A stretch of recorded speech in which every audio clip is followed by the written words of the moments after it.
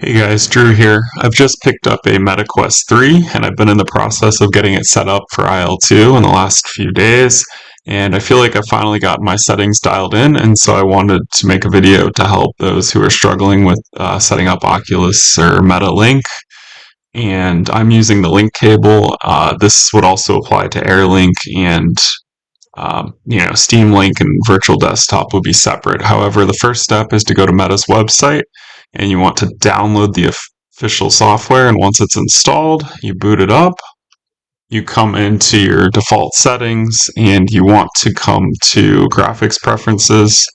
And you want to set your refresh rate and render resolution. I'm using 72 Hertz. I've tested all of the settings and I feel like 72 Hertz is the best experience overall. I even tried 120 with reprojection and it just wasn't very smooth. There were lots of stutters. Maybe in the future PCs will be able to run that, but I think at this point, unless you have a 4090, I would just stick with 72 Hertz with a render scale or resolution of 1.5. Which is actually not the 1-to-1 render resolution for PCVR for the Quest 3. And so you're going to have to set a higher value in either SteamVR or OpenXR Toolkit, which is what I'm using, in order to achieve the full 1-to-1 pixel density and render resolution for the Quest 3, which is around 6100, I believe. Virtual Desktop Godlike Mode has the correct number, and I will link that in the description. I am not using the official link cable. It's overpriced for what it is. I'm actually using this Thunderbolt 4 cable that I found on Amazon, and the one I'm using is actually 6 feet. I think they're out of stock right now, but it provides 40 gigabits per second as well as 240 watts of power delivery, and so it keeps the Quest 3 charged pretty good. You're going to want to go into your Oculus software and you're going to want to test the cable that you're using, and you can do this through the just going to devices, Quest 3, and then going to USB test, and then you can make sure that you have enough bandwidth. There are plenty of cables on Amazon. A lot of them are very good. A lot of them are better than the official link cable. And so I will link to some of those in the description, including the one I'm using. And, you can save yourself some money as well as get just as good of an experience. And so the key here is just to make sure that your cable is putting out enough power and enough bandwidth so as to not bottleneck the Quest 3's encoders.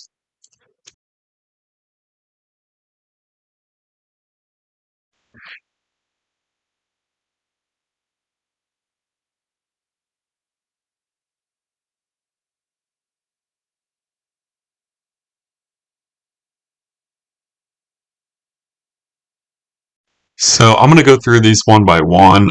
This right here at the top for pixels per display, pixel override, that's basically super sampling. You can set a value greater than 1 and you can do super sampling this way if you don't want to use either SteamVR or OpenXR Toolkit to do that. I'm not sure what bitmap generation does in all actuality for this purpose. I will recommend an optimization later, but for now, I would just put this to off. Field of view stencil, this basically, you can render a smaller image than the display field of view. And so if you enter a value of like 0.8 or 0.9, you're going to get a smaller image and you're going to get better performance. But I personally turn this off because what I like about the Quest 3 is the field of view and edge-to-edge clarity and not having to constantly turn my neck like I did with the Reverb G2. And so I recommend setting that to off, but again, that's a personal choice. As far as this bypass proximity sensor check, it doesn't really work very well, but supposedly it'll keep your headset on when the proximity sensor is not triggered, so I just put that to on. Adaptive GPU performance scale, this is like an optimization to save power, so I recommend turning this off. In all actuality, it doesn't do that much. And so this is a big one right here, and this is ASW reprojection or asynchronous space warp. And so this basically creates synthetic frames which has the necessary frame rate but it introduces lots of ghosting, blur, judder, and just it just really looks bad in dogfights.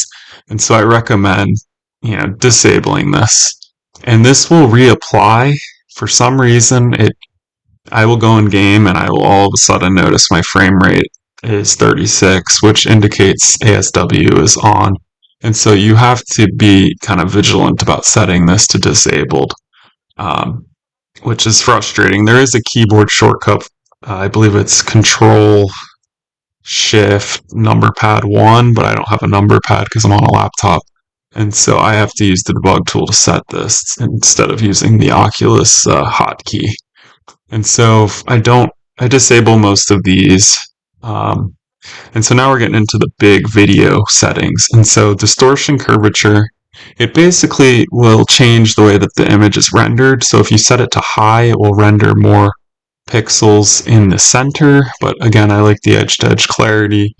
Throughout the whole image is what I'm looking for, is a high resolution image throughout the whole image. I really didn't like the sweet spot on the G2. And so I've set this to low. I haven't even tried high because I'm just not interested in it. So for video codec, I've tried both H.264 and H.265. H.264 tends to perform better. H.265 at the max bit rate of 200 megabits per second tends to have a little bit less latency, but it also causes more frame time latency because it's a higher CPU overhead. So I recommend with the link cable just setting this to H.264 and forgetting about it. It does work very well. It looks very good. And I know it's an older codec, but it works well. And so sliced encoding, I recommend putting it to on. It's basically an optimization. It doesn't really impact the image quality, and so I would just leave it at on. Encode resolution width is a big one, and what this does is controls the resolution of the encoded image that the GPU encodes. And so this value here is 4128, and I recommend it because it's basically the horizontal resolution of the Quest 3 displays, and it's the native pixel resolution. And so I recommend that value. That's what I've read a lot online. Supposedly the max value in the Link software or the XR2 chip is 4040, but personally I've tested both, and at 4128 does seem to be a little bit nicer, and so I do think it's working. But the goal here is basically just to up the encode resolution width to the max value, and you will get a much cleaner image for that. And so with the link cable, I like to disable dynamic bitrate because this is going to cause image quality variability. You're going to get worse image quality in a busy scene. And so I think it's better to just adjust your settings or something else in order to create enough overhead to compensate for that, because you don't want your image to change quality constantly. Now, if you're using AirLink or virtual desktop or something like that, you're going to want to enable this in those softwares. But with the link cable and a stable connection, just disable it.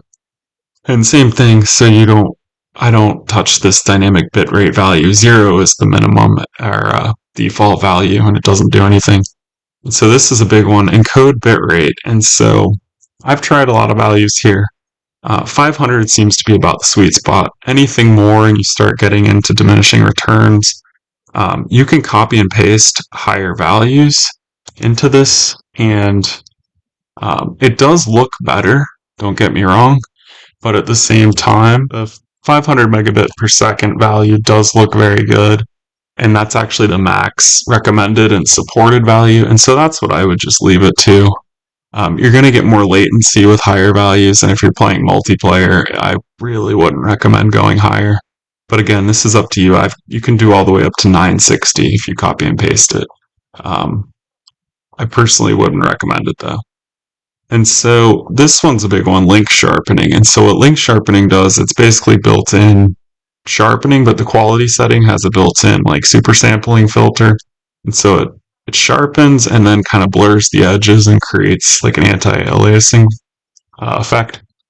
And so I recommend quality. Again, normal just introduced too much shimmer and aliasing, which is a problem with the Quest 3. It's one of its few big problems. Then we'll go into our Nvidia settings.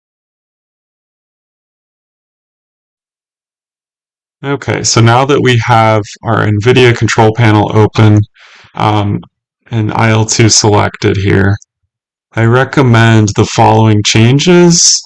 You want to turn low latency mode on to ultra. It's going to help with frame times. You want to turn G-Sync or V-Sync, advanced V-Sync, anything like that. You want to turn it off for VR. I was having a problem with the Quest 3 when I had G-Sync enabled because my monitors has 3 different refresh rates and it was set to 60, and so the game wasn't rendering over 60 hertz because of the G-Sync setting here. So you want to make sure that's off. And then you want to come down here to anisotropic sample optimization, and you want to set that to on. Negative lot bias, you want to set that to allow. And then you can experiment with different values here. Virtual reality pre-rendered frames.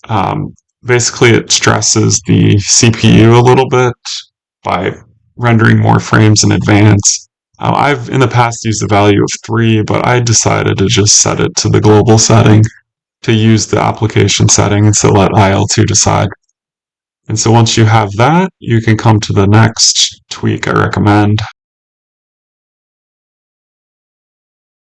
To get the best VR experience in IL-2, you're going to want to bypass Steam VR, and the way to do that is through a program called Composite. And you can download that on GitHub. You can download it through the link in the description. And then once you have it and you've unzipped it and placed it on your PC, you come into the folder where it's placed, and you basically just switch the runtime to OpenComposite instead of Steam VR. And that is how you do it.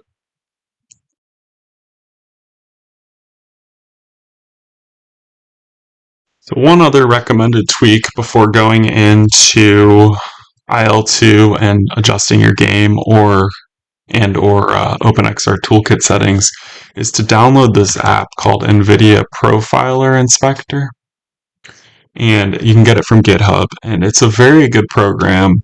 It allows you to make more advanced, in-depth changes to your Nvidia, like per game control panel settings, and it writes the changes to registry. So you're going to download this one right here, unzip it, and then once it's installed, you can, boot it up, and I will show you briefly how to use it. So you want to come in here, and IL-2 already has a profile, and so once you set that the anisotropic filtering optimization in the panel, which I had already showed you, you'll see here there's a profile here, and so you come down to section number 4 right here, and you want to set it to on again. And basically what you're going to do is you're going to set a negative LOD bias in the DirectX setting. And so I've used -1.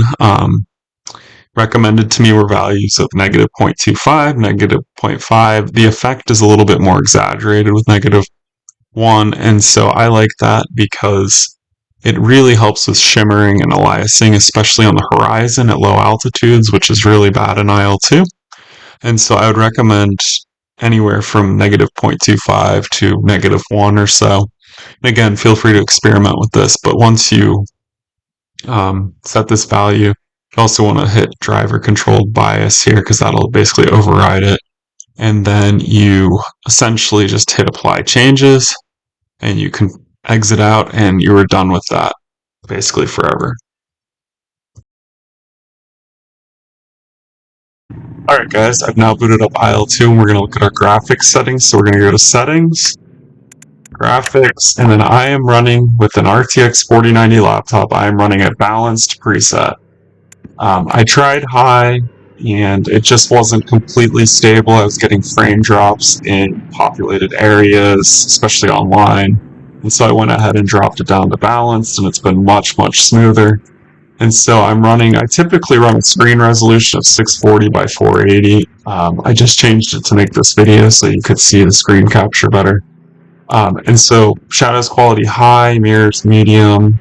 I don't like simple mirrors, but they will save you some frames, or off even. And then distant landscape filter times 4. I really like that. I don't like the sort of the way the IL-2 engine renders close terrain, and so times 4 to me is necessary. However, you can turn down your horizon draw distance to 100 kilometers. It doesn't really make much difference in the Quest 3 because of the video compression. Terrain tends to fade out anyway, so I'd recommend 100 kilometers for that. And then the landscape filter blurred, terrain roughness medium, grass quality again off is going to get you the most frames. I like ultra for around the airfields. Clouds quality high, I probably would recommend splurging on the clouds. They're much higher resolution, they look much better. I do not use dynamic resolution, gamma 0.8, which really seems to work well with the Quest 3. I do not use anti-aliasing, I use super sampling instead. And so SSAO off, it helps with spot. In order to get the most out of Open Composite, you're going to need to download OpenXR Toolkit. And so you can do that on GitHub as well. And so you basically just go here, you download it, you do a system-wide installation, and then with Control F2, it shows up in game and you can adjust your settings. So once OpenXR Toolkit has been installed and you hit Control F2 in game inside your headset, you'll see this menu and you can set the following settings. So I really like, the first one is CAS, which is Contrast Adaptive Sharpening. It's a way to sharpen based on contrast, and it seems to work very well. I think it uses an Nvidia algorithm. I'm not entirely sure, but it does a good job. But if you do it too much, it will introduce more aliasing. And so I usually set this to a sensible value around 25 to 35% or so. I use turbo mode, which sends I believe it sends the frame times right to, it like bypasses the runtime or something like that. It does seem to work well. It gets you a few extra frames. It doesn't really seem to have any negative effects. Some people have said it can introduce stuttering, so if you're experiencing that, it might be something to flip off and test. But personally, I've used it for a long time and I've had good results with it, so I would recommend turbo mode. I do set frame rate throttling to the headset's refresh rate. I find it helps keep things a little bit more stable. If I'm in like a busy scene or something or on a busy server, sometimes I'll go ahead like in game and flip that down to like 60 or so, and it just creates a little bit more of a buffer, a little bit more overhead.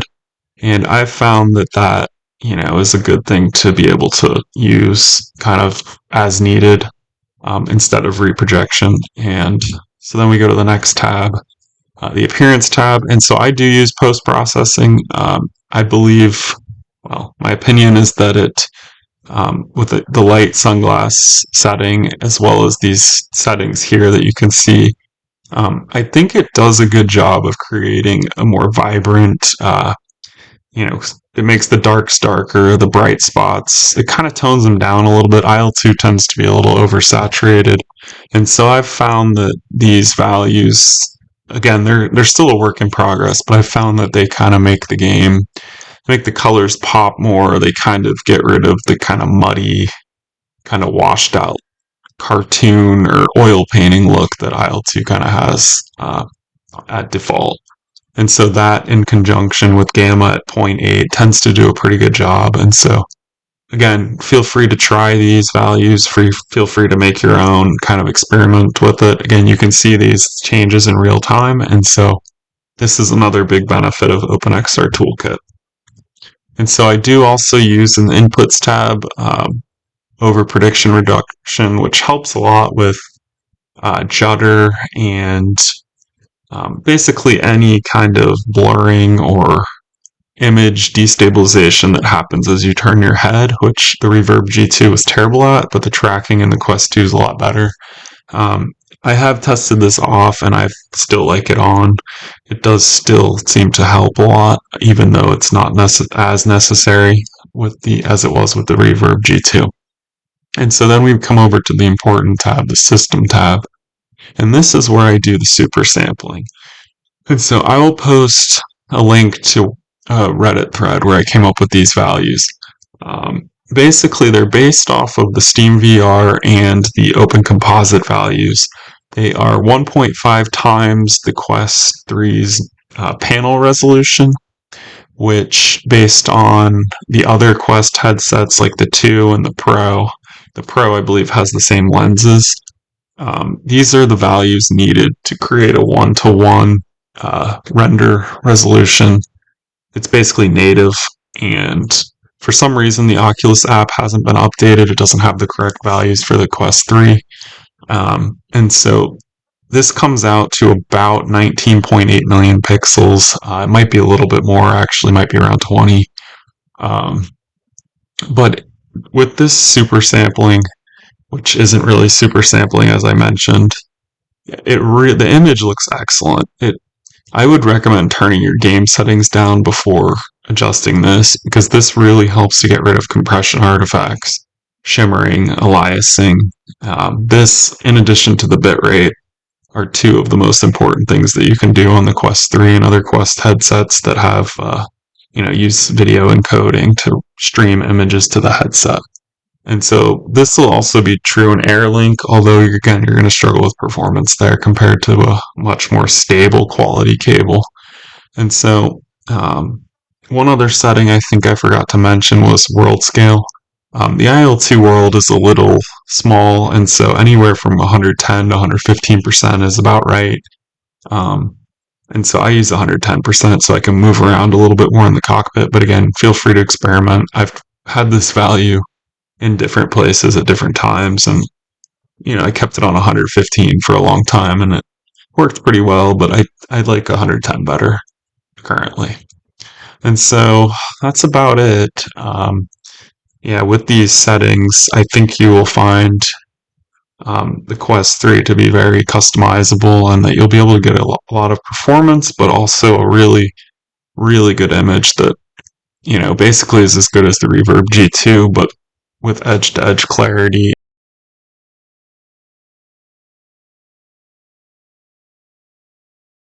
Aliasing and shimmering. One other issue that the Quest 3 has is stuttering or screen tearing and audio stuttering, actually. And so if you have the audio stuttering issue, it's actually going to cause your image to stutter as well. And so a fix that I found online that has worked for me is to come into the debug tool again and go ahead and click this right here, toggle console window visibility. And all you do is click this, it restarts it runs it with basically like a command prompt like window open. And then from there, you just start the Oculus service, put on and IL-2, and that is it. I recommend going to your Windows search bar and adjusting your graphics settings. And you're going to want to turn off HAGs, or hardware accelerated GPU scheduling. It doesn't seem to work very well with IL-2. And so I would recommend just switching this off here, and then you have to reboot. And one other thing is you want to turn off game mode. Both of these things have, in the past and probably in the present, have negatively impacted IL-2 performance and caused stuttering, especially in VR. If you're running, more modern games that are better optimized, you might have a different experience with these. But for IL-2 and VR especially, recommend turning these off.